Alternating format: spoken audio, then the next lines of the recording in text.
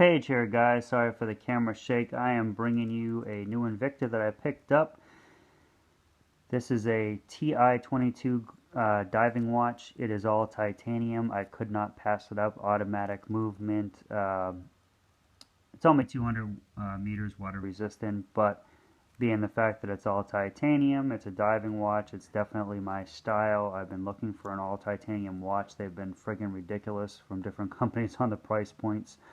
I have not bought a watch in about 5 years. The last watch I actually bought for myself was 5 years ago, and that was this this Akula uh, Reserve, one of their top of the line Invicta Reserve Akulas.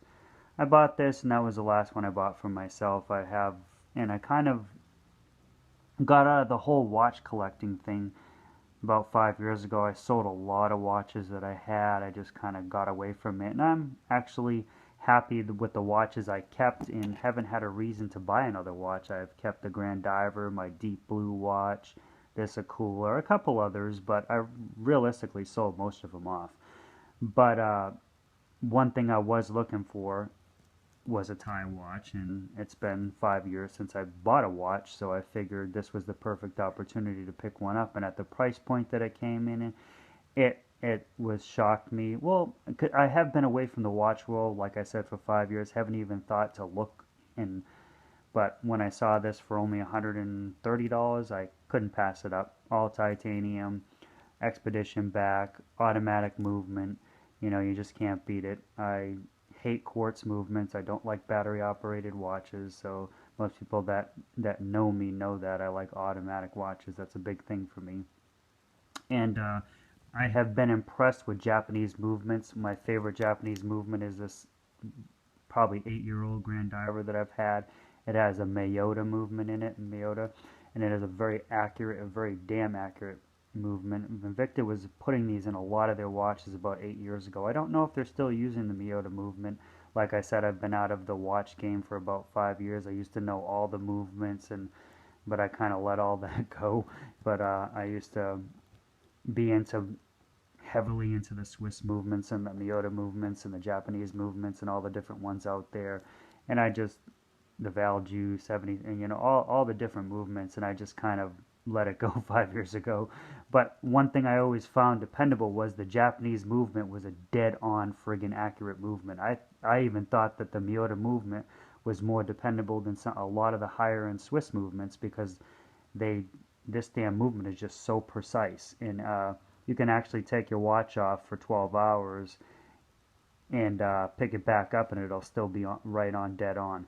I've never had to adjust this watch when wearing it over and over again.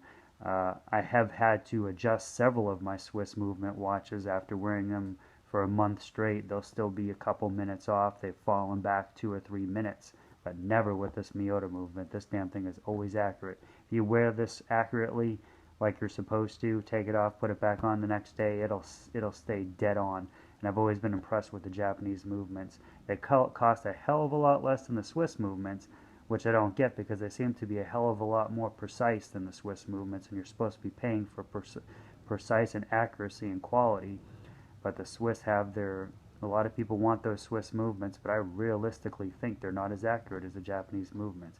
They might be nice and have better jewels in the cases and be more expeditional and using nicer, higher end materials, but I think with what the Japanese achieved with the Miyota movement, it's just unbelievable for accuracy.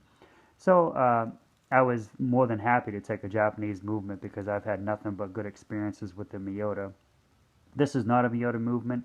I think it said something else, but it is a Japanese movement, and I'm sure it's going to be just as accurate. I've never had a Japanese movement be off as much as some of the Swiss ones that I've had. And this one I'm probably going to enjoy, being that it's all titanium, and it's just something that really caught my eye. No, I'm not going back into watches. This is just one I had to pick up because of the price and what you got for the price. This is just a one-time purchase of a watch that I liked. I had to grab it. Like I said, I haven't bought any in 5 years, and this one just really caught my eye, and for the price, had to grab it. But there you go, guys. This is the TI-22 Invicta 50mm head, all titanium, expedition back, Japanese movement. Take it easy, guys.